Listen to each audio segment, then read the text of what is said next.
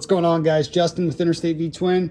Want to do a quick video here. I see the way some of the homemade head breather deals work, and they work. I want to try to persuade some of you guys that haven't done it yet, or some of you guys that have already done it, to maybe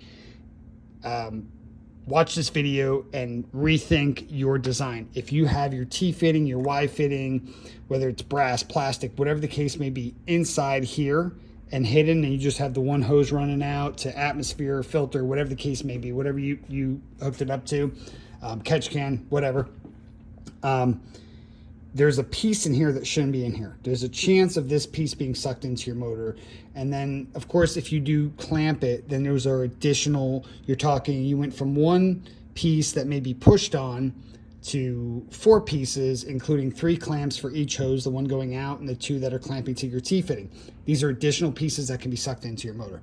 If you 2 hoses out and do a fitting on the outside of the air box, the worst thing that happens is this gets oily after misting for, however long, and it pops off.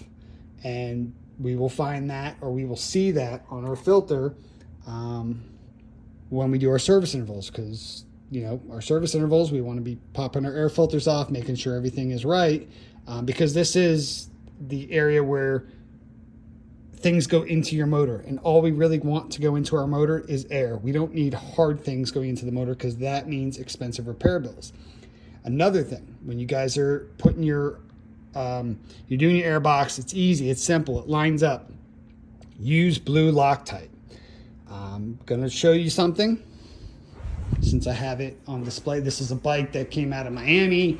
Somebody, threw the air box on in their garage, and a friend of mine bought it, and that's the rear cylinder, which had no compression, obviously, and that got beat up.